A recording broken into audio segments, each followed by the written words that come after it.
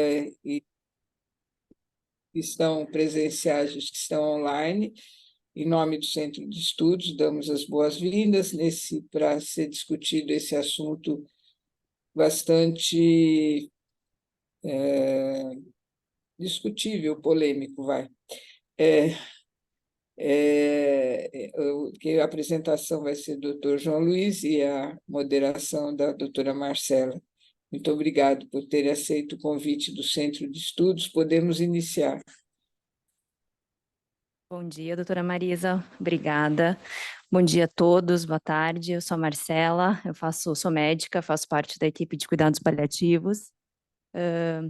Hoje a ideia é a gente elucidar um pouquinho a extubação paliativa, bem como a doutora Marisa pontuou, um assunto polêmico, não tão discutido, e que tem algumas definições que a gente precisa esclarecer, principalmente indicações, quando fazer, como fazer. Quem vai dar a aula vai ser o Dr. João Tomé, que é o médico coordenador da equipe dos cuidados paliativos. Doutor, por favor. Obrigado, Mar. Boa tarde a todos. Então, eu sou o João, um dos médicos daqui da equipe, e eu trouxe esse tema para vocês, para a gente poder discutir um pouco a respeito de extubação paliativa, que é um tema que, como a doutora Marisa já disse, traz algumas angústias para paciente, para a família e para colaboradores também. Então, a intenção aqui é poder mostrar para vocês um pouquinho de como a gente pode fazer esse tipo de trabalho, como que a gente pode realmente tentar diminuir essas angústias de todos vocês, da família e tudo mais. Então, primeira coisa que a gente precisa falar um pouquinho, eu nunca perco a oportunidade, não vai ser hoje que eu iria perder, de falar o que é cuidados paliativos. Esse é o primeiro tabu antes da gente falar sobre extubação paliativa. Cuidados paliativos ainda é visto como um cuidado somente para pacientes que estão em fase final de vida, em processo ativo de morte. Ou seja, ainda muitas pessoas acreditam que cuidado paliativo só serve para aquele paciente que está morrendo. Não é o que a gente faz. A gente cuida também dessa fase, mas não somente. A gente acaba cuidando de todo paciente que tem qualquer doença que possa ameaçar a vida dele. Então, a gente cuida dele e da família, olhando para todos os aspectos que envolvem esse paciente. Parte física, social, emocional e espiritual. Pacientes que têm alguma doença que possa ameaçar a vida desse paciente, ao longo do tempo, conforme a doença vai evoluindo, esse paciente vai tendo algumas perdas, vai tendo alguns prejuízos. E isso traz angústia, traz sofrimento. Se a gente for avaliar esse paciente somente no final da vida dele, muitas das angústias, muitas das perdas, muito dos lutos que ele foi enfrentando ao longo dessa doença não são acolhidas, não são vistas, não são cuidadas. Isso eu digo tanto por parte do paciente quanto por parte da família. A família sofre junto com o paciente, a família também se vê desamparada naquele momento, sem saber como cuidar da melhor forma possível desse paciente. Ela se vê numa situação também ali de perdas, não tanto quanto a do paciente, porque ele sente na própria pele, mas a família sente às vezes as dores desse paciente e ela precisa desse amparo. Então, a nossa função é, desde o diagnóstico de uma doença que ameaça a vida desse paciente até o último momento. Não só no último momento, como muita gente ainda entende os cuidados paliativos. Então, a nossa função, ela vem de muito antes para poder aliviar. E aí, como é que a gente sabe quando que a gente deve chamar a equipe de cuidados paliativos? Existem alguns critérios de indicação de acompanhamento. Então, o primeiro deles é o paciente ser portador de uma doença que ameace a vida desse paciente. É no auxílio com relação ao prognóstico desse paciente. Às vezes as equipes ficam meio que na dúvida como é que pode lidar com relação a esse prognóstico, qual a melhor conduta a ser tomada, se alguma terapêutica faz sentido ou não faz sentido, até mesmo para a gente poder acessar os valores desse paciente e dessa família. Hoje a medicina avançou demais, a gente tem diversas terapêuticas, diversas formas de cuidar dos nossos pacientes e das nossas famílias. Mas a gente precisa ver se toda essa tecnologia desenvolvida hoje, se todo esse conhecimento que a gente tem hoje, ele é benéfico para ser usado naquele paciente, naquele caso. Não adianta a gente querer manter esse paciente vivo a todo custo, se para ele aquela condição de vida já não faz mais sentido. Então, é um exercício que a gente faz sempre de tentar entender quem é esse paciente, quem é essa família e o que a gente consegue agregar com o nosso conhecimento técnico, com a tecnologia que a medicina nos oferece hoje, para ver se isso que a gente tem disponível ajuda ou atrapalha. Hoje a gente tem um entendimento diferente com relação ao que a gente tinha alguns anos atrás. Antigamente a gente acreditava que tempo de vida era muito importante, então trabalhos científicos mostravam sobrevida. Esse era o principal ponto, o principal objetivo de qualquer tratamento. Hoje a gente sabe que o tempo de vida, ele é importante, porém a forma como se vive esse tempo, ela é muito mais importante do que o tempo por si só. Para alguns pacientes, estar em cima de uma cama, ligado em aparelhos, não é vida. Então, a cada dia que eu mantenho esse paciente nessa condição, eu não estou dando vida para ele, eu estou dando sofrimento. Então, a nossa visão mudou um pouco. Hoje a gente sabe que o tempo, a forma como se vive, é muito mais importante. E como é que a gente vai saber o que é importante e o que não é? Conhecendo esse paciente, conhecendo essa família, acessando quais são os valores, qual é o entendimento de vida desse paciente e dessa família. E isso nós, da equipe dos cuidados paliativos, conseguimos auxiliar os demais colaboradores, as demais equipes. Por a gente ser uma equipe multiprofissional, com médico, enfermeiro, psicólogo, físio, nutri, fono, odonto, todas as especialidades junto, a gente consegue ter uma visão muito mais ampla desse paciente, não uma visão somente médica, que acaba sendo muito enviesada. Então, é um trabalho diferencial que a gente consegue fazer e onde a gente consegue abordar e dar um melhor plano terapêutico para esse paciente, individualizado, baseado no que ele entende como vida. E uma outra ajuda que a gente consegue dar é com relação à deshospitalização. A gente precisa ver qual é a melhor forma, qual é a melhor forma de deshospitalizar esse paciente. Ele tem condição de ir para casa? Ir para casa tem uma rede social de apoio adequada? Vai precisar de uma demanda maior? Tem necessidade de solicitar um home care?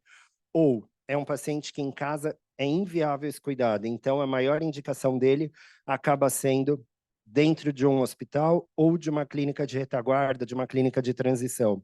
Então a gente consegue auxiliar nisso, além do fato da gente organizar e tentar auxiliar a família para receber esse paciente nesses ambientes. Então aqui é um gráfico que acredito que alguns já tenham visto, onde mostra o início da doença ameaçadora da vida, e aqui é o eixo do tempo. Conforme o tempo vai passando, o paciente tem tratamento modificador de doença, que vai diminuindo, vão acabando as opções terapêuticas. Enquanto isso, o cuidado paliativo, ele vai atuando cada vez mais intensamente nesse cuidado, cuidando tanto dos sintomas, quanto do luto, quanto das angústias da família. A gente vai fazendo todo o possível para que esse paciente, essa família, fiquem da melhor forma possível. Até o momento em que o paciente não tem mais tratamento modificador de doença. A famosa frase que a gente escuta de alguns pacientes e de alguns médicos: não tem mais nada para fazer. Essa é uma frase que causa grande impacto em quem a gente está cuidando. Não ter mais nada para fazer, para nós que somos profissionais da saúde, a gente entende que esse ponto aqui é onde não existe mais um tratamento modificador de doença, onde tudo que a gente tem de conhecido e de disponível na área da saúde não vai mudar a história dessa doença. Então, para aquela doença, a gente não tem mais nada para fazer.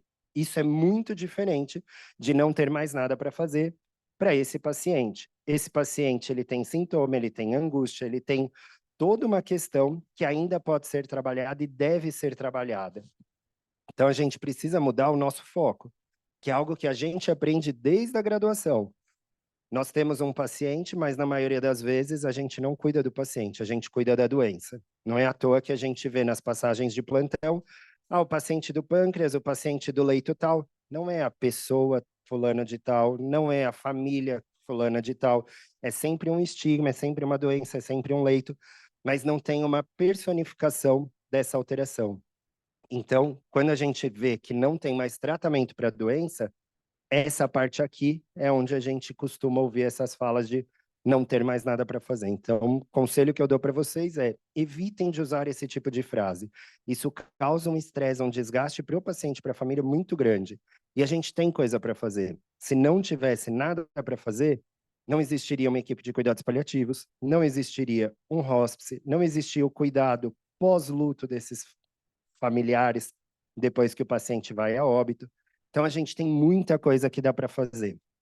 Para a doença, realmente, às vezes, a gente não tem mais. Mas para o paciente, a gente sempre tem. E aí, a gente tem esses pacientes também que chegam num determinado momento para nós e estão na UTI, ou são encaminhados para a UTI. Faz sentido o cuidado paliativo na UTI? Para nós, faz total sentido. Quem são os pacientes que estão na UTI? E aí que a gente precisa conhecer. São pacientes, na sua grande maioria, que têm alguma intercorrência aguda grave. Ou eram pacientes já portadores de doenças crônicas que agudizaram, ou são pacientes que não tinham nenhum histórico antes e tiveram uma doença aguda mais grave, uma intercorrência mais grave. Então, eles são encaminhados para a UTI.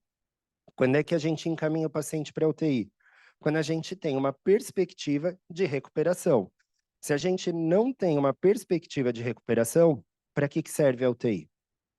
A UTI é um ambiente onde a gente vai recuperar a qualidade de vida desse paciente, onde a gente vai recuperar o estado desse paciente, o estado de saúde dele. Então, a gente tem que ter um objetivo. Como todo tratamento, é preciso ter um objetivo. Se a gente não tem um objetivo claro no nosso tratamento, esse tratamento deve ser questionado, deve ser interrogado. Por que estamos fazendo isso? Senão, a gente perde a razão de qualquer tipo de tratamento que a gente faz. E aí, quando o paciente está na UTI, a gente tem o uso de alguns procedimentos, algumas medidas que todos vocês já devem conhecer. Então, o paciente tem uma instabilidade hemodinâmica, a gente começa com o uso de droga vasoativa para poder estabilizar essa pressão, para esse paciente ter uma perfusão adequada, cerebral, renal, pulmonar, todo o restante, para que ele possa manter a capacidade funcional de todos os órgãos. Se ele tem uma alteração respiratória, ele tem uma alteração da ventilação, nós temos um aparelho que é a ventilação mecânica. É quando o paciente ganha o tubo, e é o que a gente vai continuar depois na aula, falando todos os aspectos que envolvem tanto a intubação quanto a extubação. O paciente tem uma alteração renal, ele vai ter uma alteração que pode ser indicativa de uma terapia renal substitutiva. Ele pode ter uma indicação de fazer uma ECMO ou uso de antibiótico de amplo espectro. Tudo vai depender de quem é esse paciente, qual é a intercorrência que ele tem, para a gente poder fazer uso de todos esses procedimentos. Então, isso são alguns dos procedimentos que a gente pode usar num ambiente de UTI. Sempre lembrando para que serve cada um e qual é o objetivo de cada um deles. E aí tem a equipe de cuidados paliativos que, às vezes, é chamada nesse contexto para poder avaliar esses pacientes.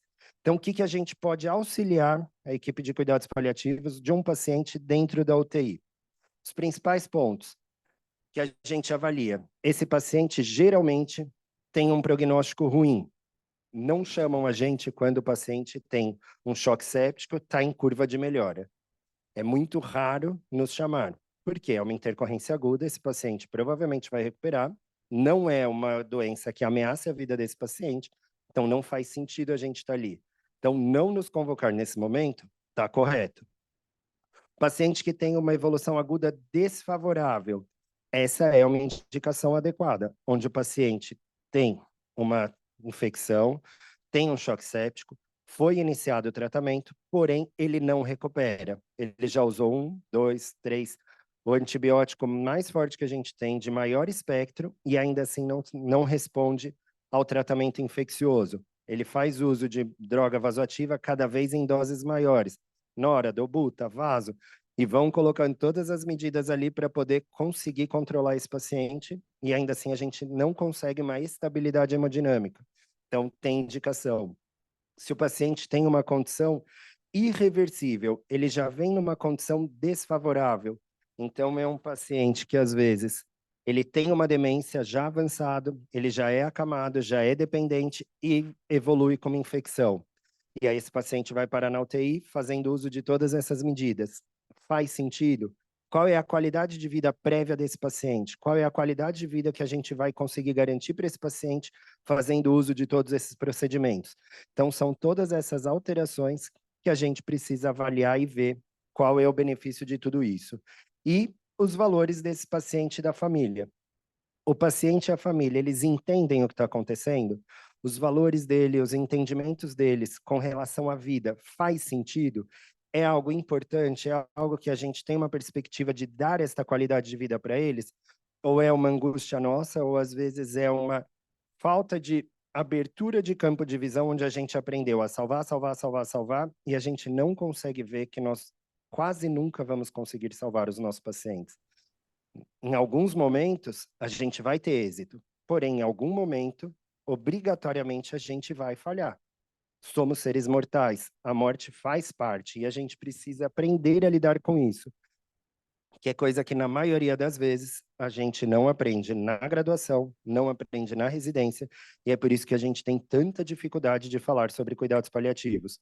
Para muitos, cuidado paliativo é uma desistência, ou é um fracasso, quando não é. Se a gente entender que a morte é um fracasso, é uma desistência, a gente já não está conseguindo entender qual é o sentido da vida como um todo, qual é a ordem natural das coisas. A gente precisa parar e voltar um pouco mais do que realmente só naquele paciente. Às vezes são questões pessoais nossas que a gente precisa trabalhar. Por que eu não consigo lidar com a morte? Por que eu não consigo lidar com um paciente que não tem uma recuperação desse quadro clínico? Por que eu não consigo falar sobre esse assunto? Por que eu não consigo limitar uma terapêutica? Então, são todas questões que a gente precisa entender, primeiro com a gente, para depois com o paciente e com a família. A partir do momento que está claro para nós a história natural da doença ou das nossas vidas, a gente consegue acessar o valor desse paciente, a gente consegue entender o que a gente tem de disponível para agregar valor a essa condição e fazer o melhor cuidado possível para aquele paciente, não para nós. Isso é um outro ponto que às vezes a gente se vê nessa enrascada, vamos dizer assim, onde a gente olha e fala, não, para esse paciente é bom fazer isso, isso e isso. Realmente é bom para ele? Ou é a nossa opinião que a gente está colocando ali em cima, por uma dificuldade nossa de lidar com aquele momento, com aquela situação, e a gente fala, tem que fazer, não tem outra opção. Então, sempre parem e pensem e vejam se esses valores, essas vontades que a gente está fazendo é para aquele paciente, é para aquela família ou é para nós. Sempre o paciente e a família em primeiro lugar. E aí, como é que a gente consegue ajudar tudo isso dentro de um ambiente de UTI mais especificamente? A gente vai acessar os valores desse paciente, a gente vai conversar com os especialistas e entender o prognóstico daquela alteração que aquele paciente está tendo naquele momento. A partir do momento que a gente faz isso, acessa valor e acessa o prognóstico, a gente traça um plano terapêutico. Plano terapêutico pode ser tanto com limitação quanto com manutenção de suporte. Vai depender da fase de vida desse paciente, dos valores desse paciente e do prognóstico desse paciente. Então, na UTI, vocês vão ver alguns pacientes que a gente avalia e fala, mantenha a ventilação mecânica, inicie droga vasoativa, amplie espectro antimicrobiano. Por quê? Para aquele paciente, para aquele prognóstico, para aquele determinado valor de vida, isso faz sentido. Não é a gente que vai limitar porque a gente não quer. A gente vai limitar quando todas essas alterações não fizerem mais sentido. E aí tem dois termos que são muito comuns na literatura, que é o withdraw e withhold. Withdraw é a retirada de suporte. Extubação paliativa está dentro desse termo. É onde a gente vê que existem algumas medidas que não são benéficas para esses pacientes e a gente faz a retirada desse suporte. Withhold é a manutenção desse suporte. É onde a gente olha e vê. Para esse paciente faz sentido esse determinado procedimento, esse determinado aparelho, então a gente continua com eles até quando for possível, até enquanto fizer sentido. Além disso, nessa definição de plano de cuidado, a gente ajuda na comunicação do paciente, família e equipe e um acolhimento como um todo. Comunicação é algo extremamente delicado e difícil de ser feito, principalmente quando tem mais de uma pessoa comunicando. Dentro de um ambiente hospitalar, principalmente particular e intensivo, não é só uma equipe que acompanha esse paciente. São vários profissionais acompanhando. E eu digo não só de equipe médica, eu digo de vários profissionais de todas as profissões acompanham esse paciente. Cada um com a sua visão, cada um com a sua fala. E a família, naquela angústia de tentar entender e perceber tudo o que está acontecendo, a cada um que entra faz a mesma pergunta. E a gente sempre cai na pegadinha de falar o que a gente acha, sem às vezes ter lido o prontuário, sem ter conversado com demais equipes, e aí surgem as distócias de comunicação, onde um fala A, o outro fala Z. Ele não fala nem B, que é ali próximo, ele fala o oposto. E aí a família fica com aquele dilema. Quem está certo? Quem está errado? E agora, em quem eu acredito? Então, todo momento já é muito difícil para essa família que está ali lidando com esse paciente, com essas perdas, com essa gravidade. E, além de tudo, ela tem que ver em quem ela vai confiar, em quem ela vai acreditar. Então, a comunicação ela precisa ser alinhada, assim como o plano de cuidado. Todos precisam dizer a mesma coisa.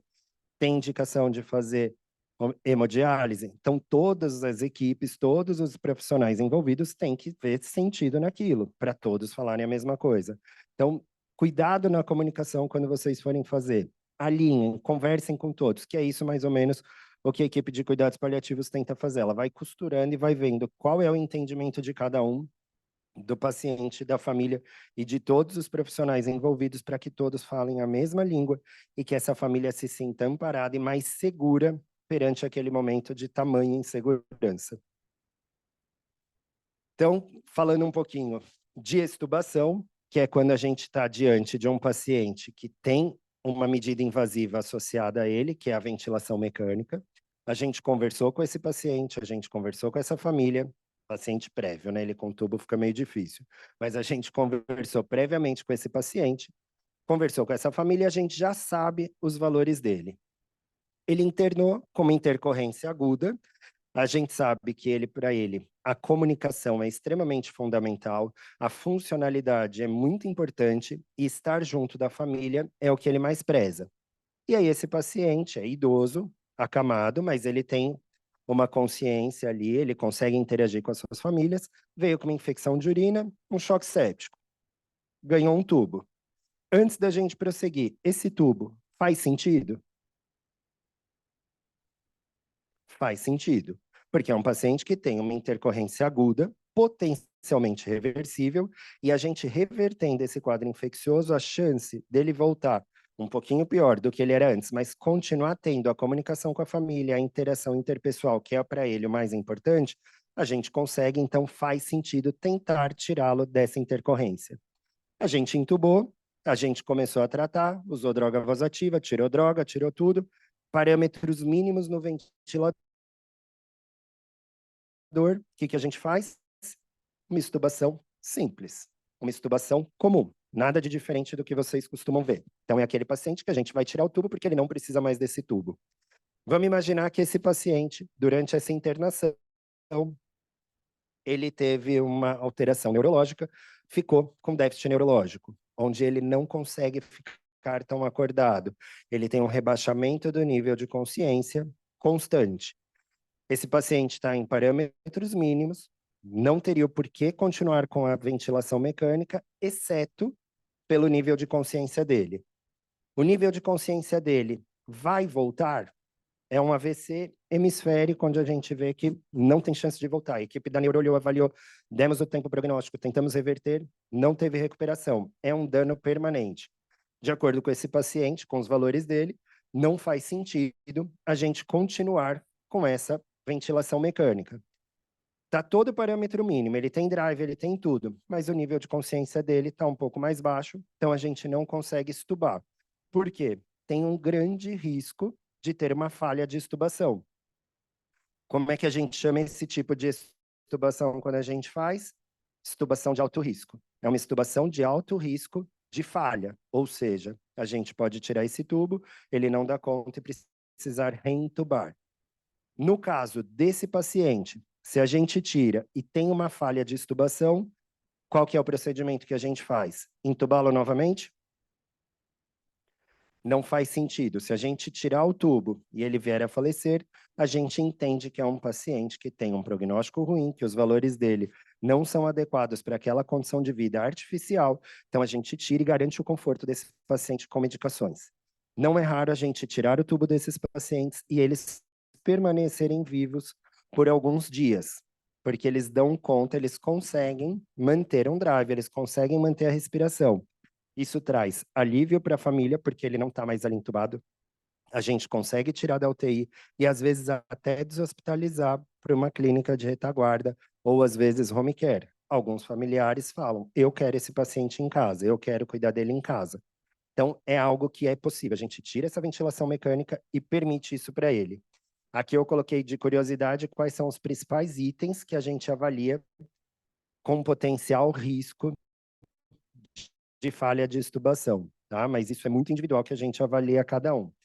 E aí vamos para o outro cenário. Esse mesmo paciente, nesse AVC hemisférico, onde para ele o valor era conversar com a família, era ter interação, ele não vai ter mais essa interação, é um quadro irreversível, só que, no caso dele, ele não tem mais drive respiratório, ele não tem condição de extubação. Se a gente tira o tubo, ele vem a falecer. Nesse caso, é o que a gente chama de extubação paliativa.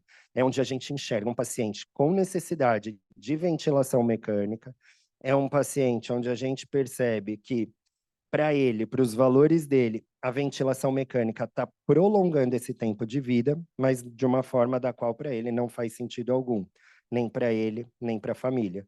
Então, a gente não vê a ventilação mecânica ou o tubo como algo benéfico. É o que a gente começa a entender como distanásia. É algo que está prolongando um sofrimento, mas não uma qualidade. E, além de tudo, de um processo irreversível. Então, por mais que a gente deixe esse tubo, faça traque, faça tudo, não vai sair dessa condição. O paciente não vai recuperar. Então, qual que é o objetivo do nosso cuidado nesse ponto? Acaba se perdendo.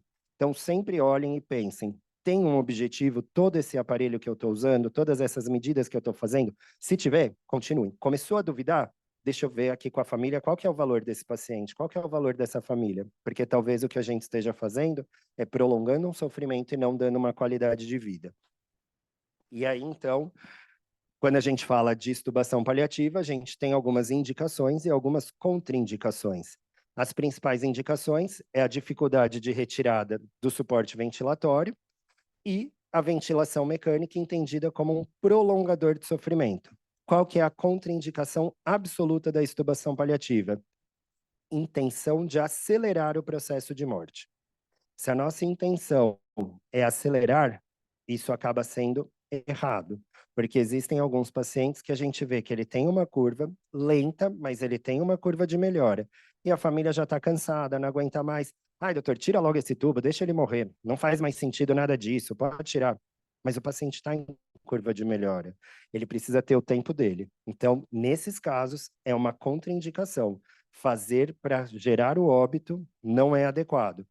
Se aquele valor não condiz com a realidade, então para o paciente faz sentido ele permanecer acamado, ele não permanecer, ele não ter a comunicação, mas para ele isso é uma qualidade de vida que a gente viu previamente, tirar o tubo para ele é inadequado. Se ele tiver numa curva de melhora com possibilidade de uma extubação futura, também tirar o tubo é acelerar o processo de morte, também é errado. Caso contrário, ela acaba sendo indicada.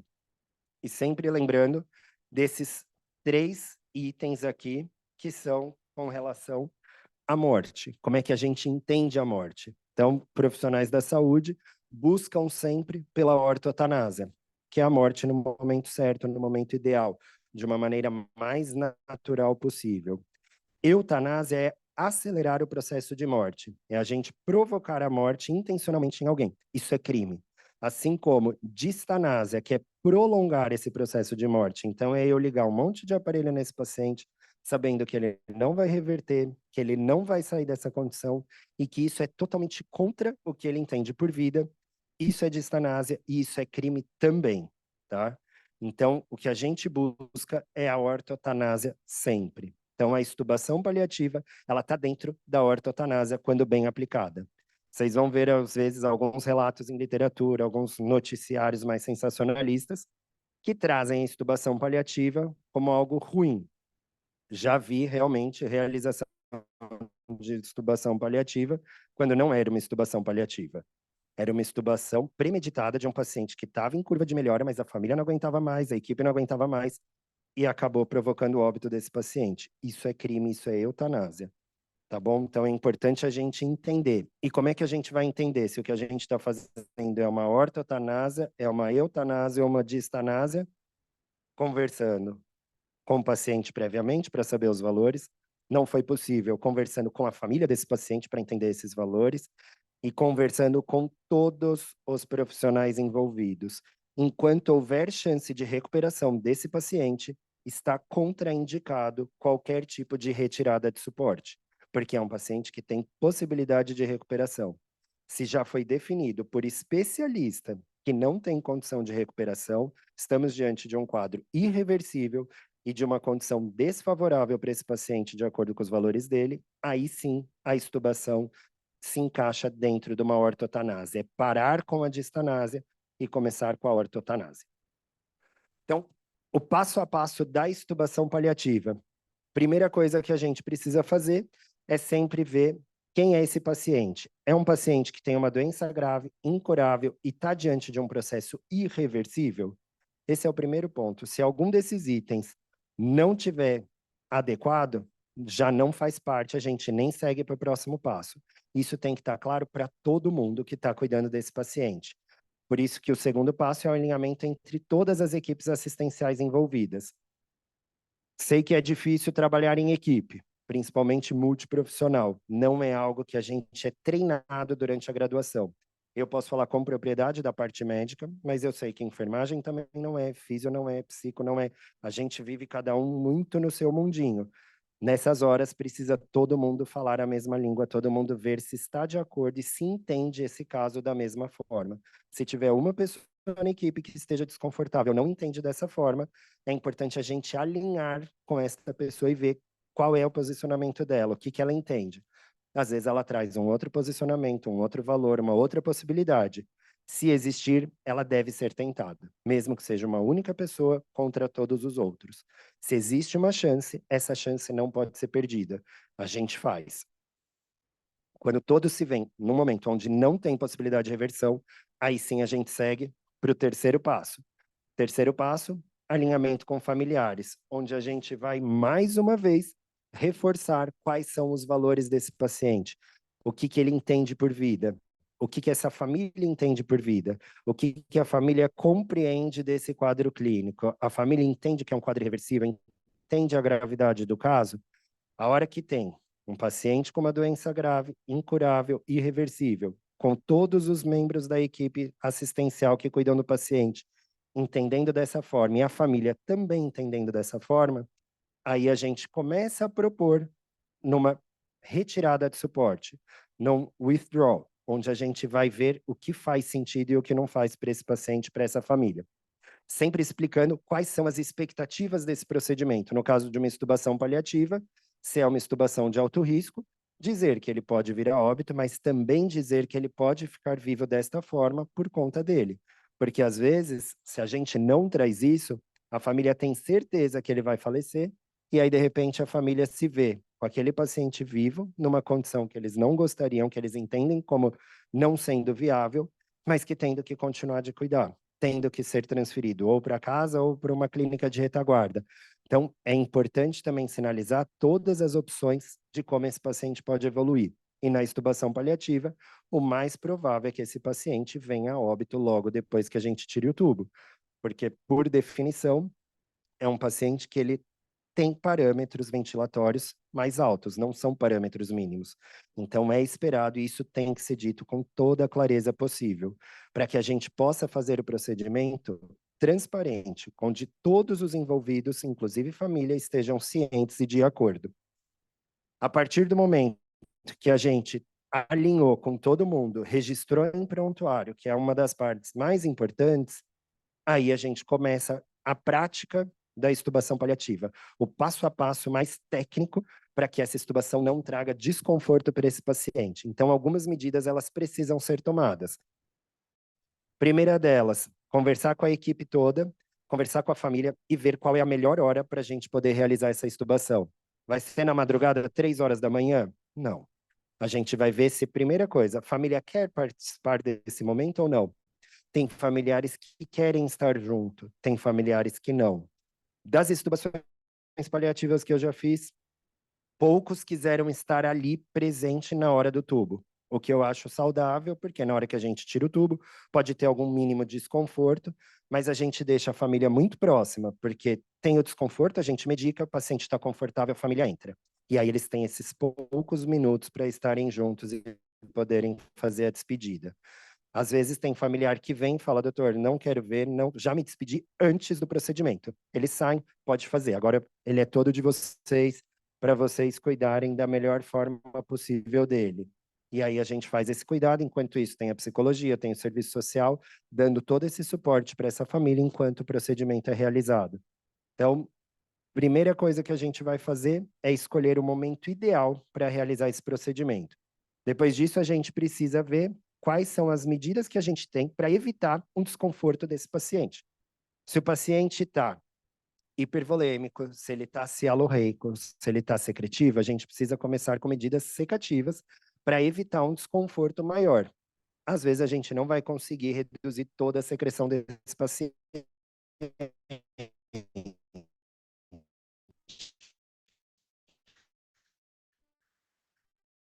Mas o mínimo que a gente já tiver, começa a ser menos desconfortável, menos medido de escopolamina, propantelina, atropina, dependendo antibiótico, não com o objetivo de tratamento da infecção, mas com uma intenção de redução de secreção ali daquele paciente, uma pré-aspiração antes da retirada do tubo para tirar todo aquele excesso. Então é extremamente importante, a fisioterapia está presente, a enfermagem está presente para a gente poder controlar tudo isso. Além disso, o paciente está entubado há muito tempo, ele vai ter alteração ali da traqueia. A hora que a gente tira o tubo, ele pode ter um estridor, ele vai ter um ronco, ele vai ter uma alteração que, para a família, isso pode soar como um desconforto. Então, a gente entra com corticoide para diminuir o risco de ter esse estridor, de ter esse desconforto desse paciente. E esse paciente, a gente tem que ter em mente que é um paciente que ele pode vir a ter desconforto, apesar de todas essas medidas realizadas.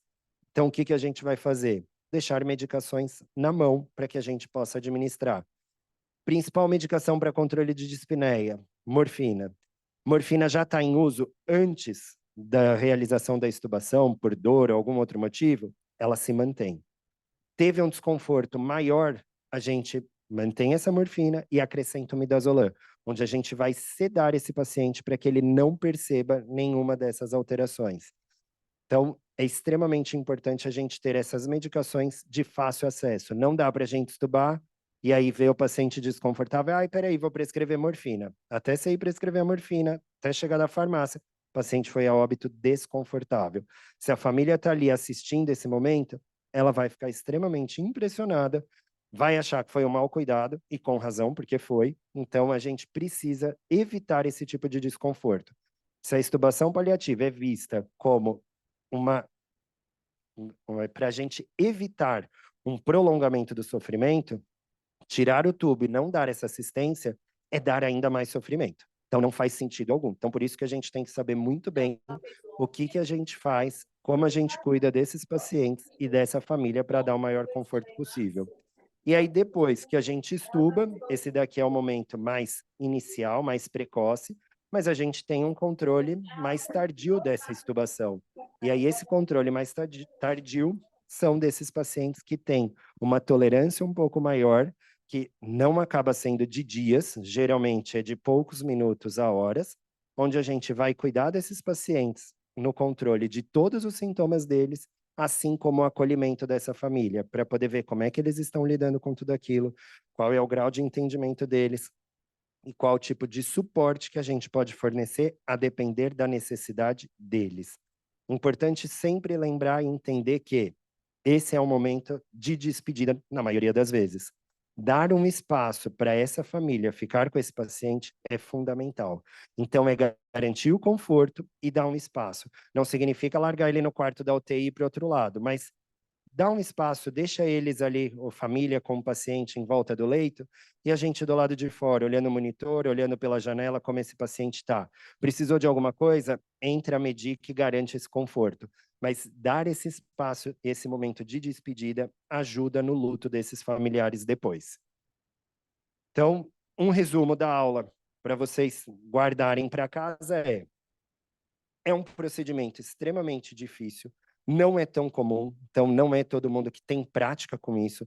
Até quem trabalha em UTI já há muito tempo pode me confirmar, não é algo que a gente vê toda semana ou todo mês. Se vê uma vez por ano, às vezes é muito, tá? Porque é um procedimento que traz ainda desconforto.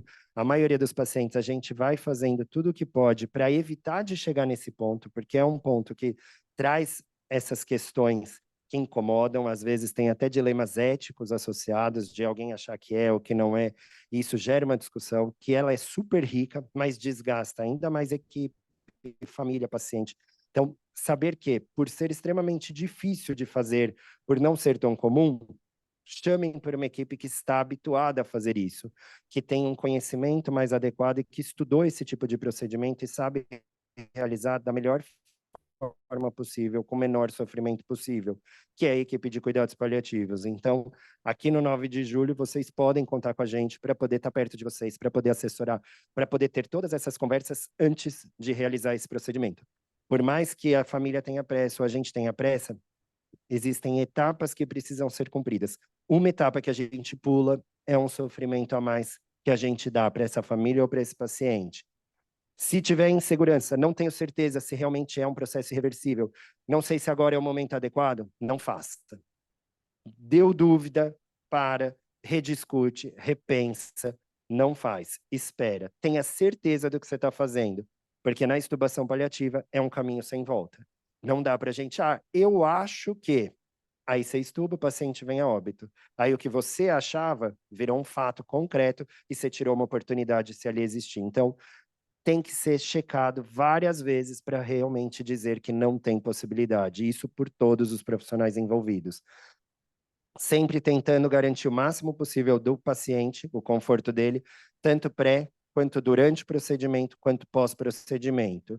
Várias medicações antes, durante e depois, para que esse paciente fique confortável, para que esse momento não se torne um trauma ainda maior para a família perante toda a história de doença, toda a evolução desse momento. E, para trazer uma tranquilidade para vocês, a gente vai depois lançar no sistema o protocolo de extubação paliativa, no sistema da DASA, do 9 de julho, para que todos tenham acesso e todos consigam ter mais segurança na execução desse procedimento, que é algo ainda mais raro de se acontecer, tá? Mas vai ter ali escrito para vocês. Então, fiquem de olho, a hora que tiver a divulgação, a gente fala para vocês, mas a gente já está trabalhando internamente para liberar o quanto antes. Mensagem que eu tinha para passar para vocês era isso. Agradeço a atenção de todos e fico à disposição aí para as dúvidas. Obrigado, gente. Muito obrigada, bastante esclarecedor e só que bastante difícil, né? Tudo é muito difícil nesse campo. Quando você tem esse tipo de situação ou alguma coisa parecida, como que você lida com esses familiares que têm opiniões diferentes? Que, assim, a parte dos familiares acham que é uma ideia interessante, parte dos familiares não concorda. Essa pergunta é excelente, doutora Marisa, porque isso não é raro de acontecer. Muitos pacientes acabam tendo essas alterações, essas dicotomias, vamos dizer assim, de entendimento. E aí a primeira coisa que a gente precisa fazer é o alinhamento com essa família. É entender o porquê cada um está pensando ou entendendo esse caso de uma forma. Às vezes são angústias daquela pessoa e a gente precisa mostrar para ela que é uma angústia mais dela do que algo realmente relacionado com o prognóstico do paciente, com a doença do paciente. Às vezes é um tabu, é um desconhecimento do que realmente está acontecendo com relação ao prognóstico, porque não é fácil também para a equipe de saúde conversar abertamente e claramente com essa família para dizer o que realmente está acontecendo. Às vezes a gente tem dificuldade de dizer, olha, não está dando certo, não está indo bem. Principalmente se a gente tem uma família que é questionadora, que pressiona, ou que tem uma vulnerabilidade emocional muito importante.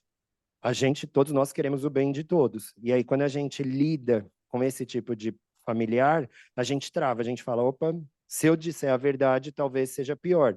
E aí a gente não consegue esclarecer isso de uma forma tão clara. Então, sempre o alinhamento com a família é fundamental antes de prosseguir. E no alinhamento é onde a gente vê todas essas questões aparecendo. seja por uma insegurança, seja por um desconhecimento, seja por uma outra alteração, às vezes psicológica daquele familiar, uma sensação de culpa, uma sensação de acelerar o processo de morte. Então, é esclarecer essas dúvidas para que esses familiares fiquem mais confortáveis com essa situação. Isso a gente fala tanto na parte de extubação paliativa, quanto qualquer limitação de suporte que a gente vai fazer com esses pacientes, porque essas dúvidas aparecem. E na maioria das vezes é falta de informação, é a família sempre, nós da equipe, conversando com o familiar, e aí chega um familiar mais distante, que a informação não foi totalmente passada, então alinhar, fazer uma reunião familiar é como a gente costuma resolver na maioria das vezes.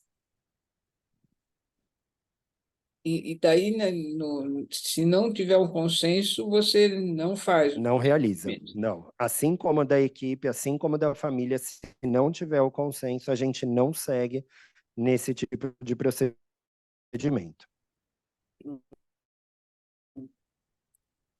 E quando você... Bom, tem aqui no chat, tem algumas pessoas parabenizando pela aula, aplaudindo, Obrigado. mas não tem nenhuma pergunta. Eu Quem tenho, tiver... A gente estou com a tem... mãozinha levantada.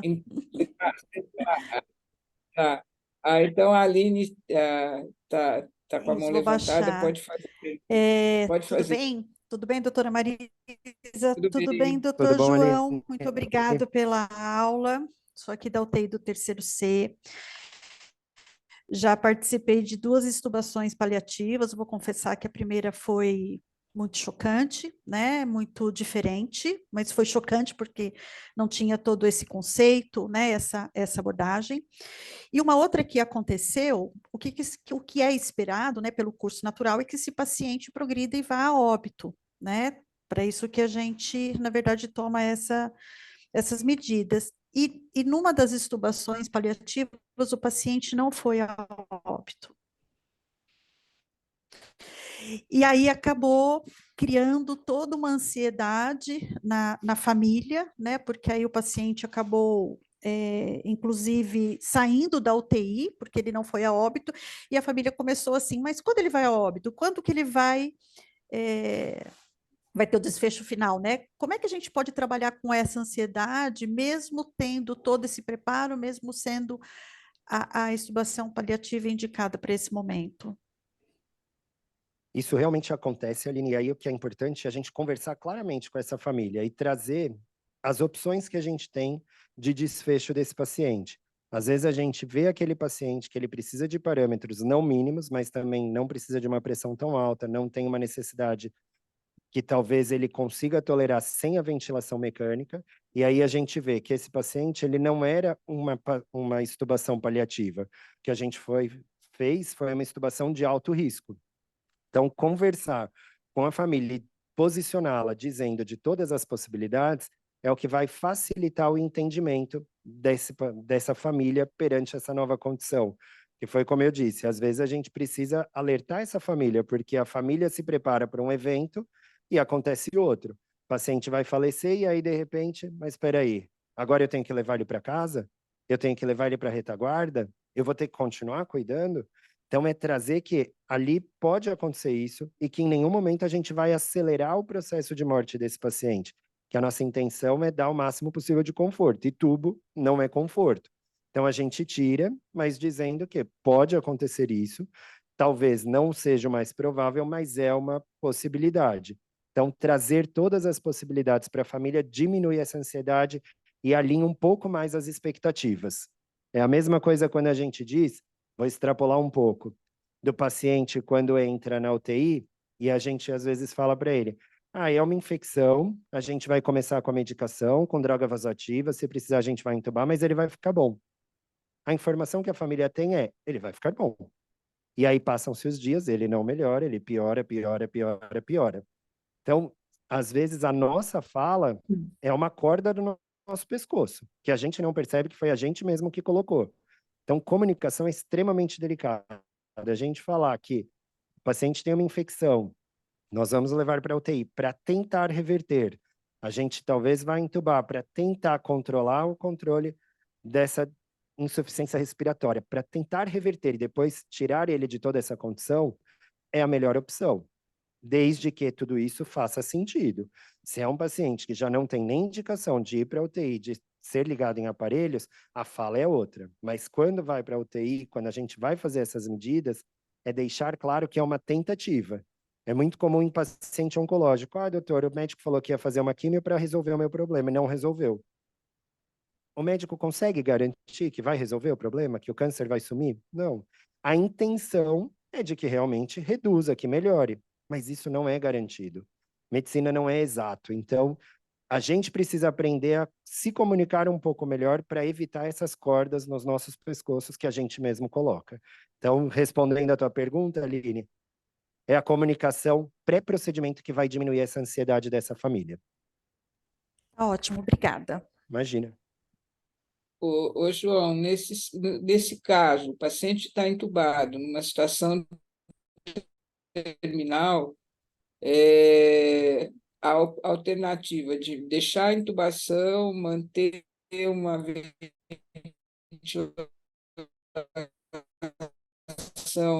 mínima, e você acha que não é uma opção interessante? Depende muito de quem é esse paciente, o que ele entende por valor e como essa família entende tudo isso.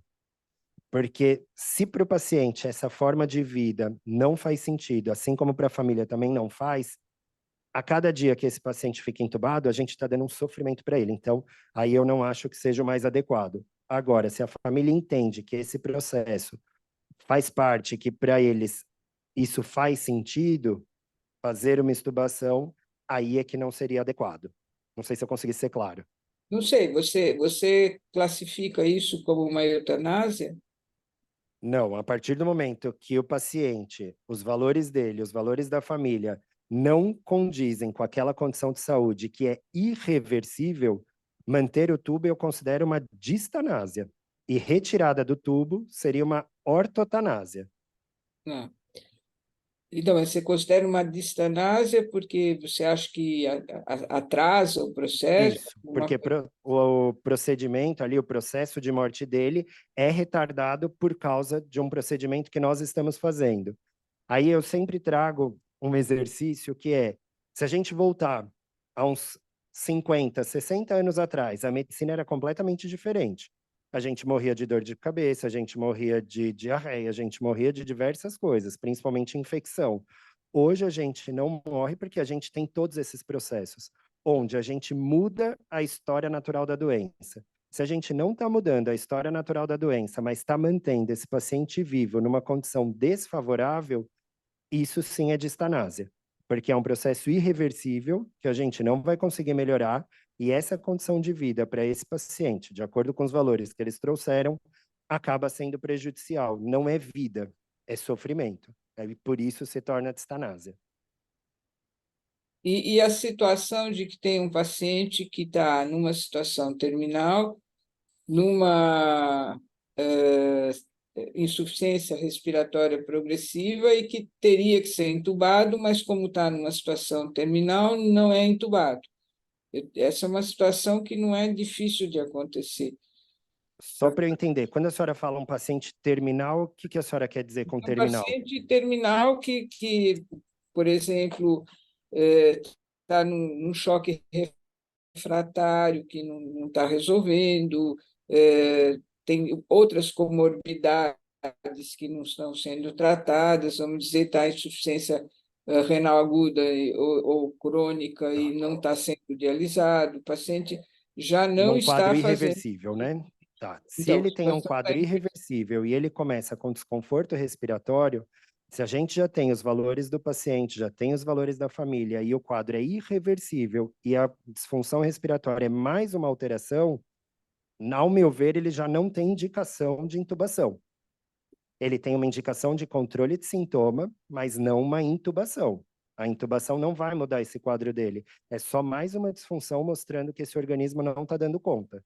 Então, eu já nem traria essa opção para a família.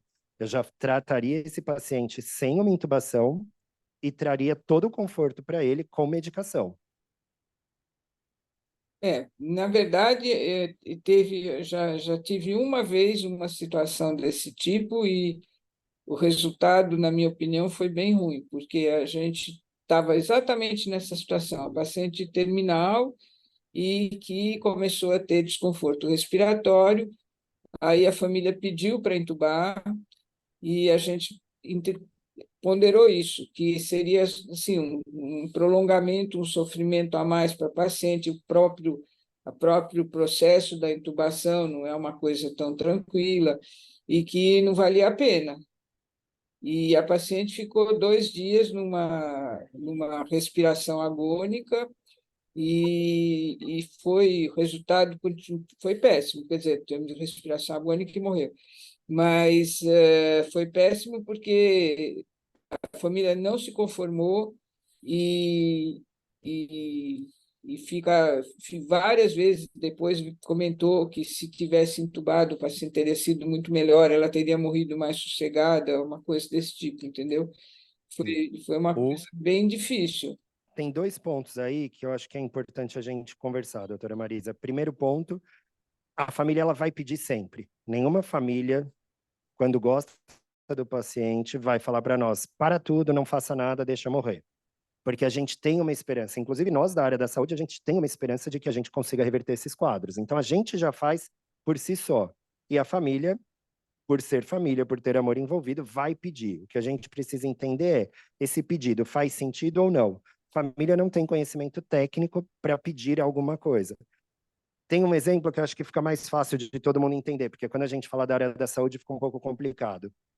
Acredito eu que a grande maioria aqui já tem alguma vez andado de avião ou imagina como é andar de avião.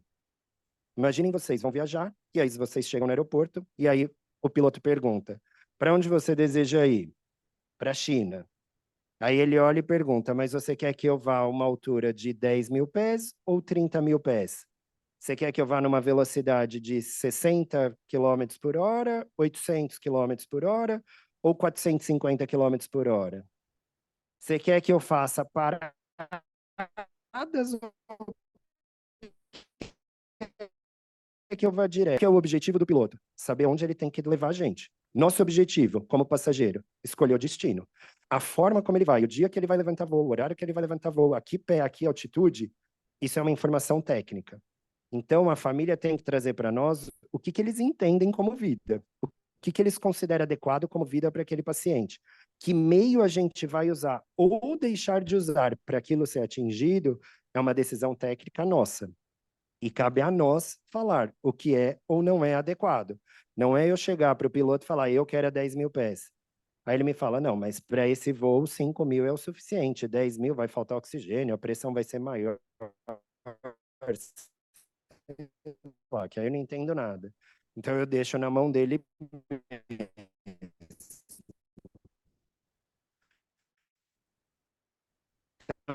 A família te explica e mostra por A mais B indicação técnica ou não de realizar o procedimento. Segundo ponto, o tubo ele não traz conforto. O que traz conforto na ventilação mecânica é a sedação que a gente faz uso associado. Então o paciente fica confortável porque ele está sedado. Então, o paciente com tubo na garganta não é confortável, é só vocês imaginarem um tubo na garganta. Época do Covid, lembra o exame? Quando ia na orofaringe, todo mundo quase vomitava, porque é desconfortável. Imagina um tubo constante e não tão fino na goela da gente. Péssimo. Mas a sedação traz esse conforto, e a sedação traz esse conforto e não precisa de tubo. Então, um paciente desconfortável da parte respiratória, a gente consegue cuidar dele com medicações, que no caso da extubação é o que a gente usa, e no caso de uma não indicação de tubação num paciente com insuficiência respiratória, a gente também usa. Então, fazer o uso da medicação para que esse paciente fique confortável, essa é a melhor forma de cuidar, para que a família também entenda que é possível cuidar sem aparelhos, que isso ajuda, traz conforto. A família olha e fala, ele não está com tubo, porém ele está confortável. Eu entendo tudo isso e eu estou deixando ele confortável. A história natural da doença, controlando os efeitos colaterais dessa doença sobre esse paciente. Então, é uma outra forma que a gente também, às vezes, consegue cuidar. Bom, pessoal, nós estamos no nosso horário. Muito obrigada pela apresentação. Gostaria que vocês fizessem seus comentários finais, por favor.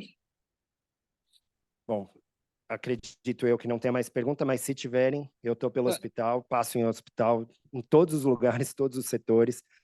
Eu, a Marcela, a Priscila, estamos à disposição para conversar, tirar dúvidas. Se tiver algum caso que vocês acham que seja indicativo ou não de tubação, tirem dúvida. Qualquer cuidado, a gente está à disposição. Agradeço a presença de todos vocês, tanto online quanto presencial. Obrigado mais uma vez. Marcela saiu? Precisou sair, doutora, Ah, teve uma intercorrência. tá bom, eu vi que tinha alguém saindo, mas não percebi que foi ela. Bom, então a gente na próxima semana teremos um novo lanche clínico, na quarta-feira. Desejamos um bom fim de semana para todo mundo e até a semana que vem. Muito obrigada. Obrigado.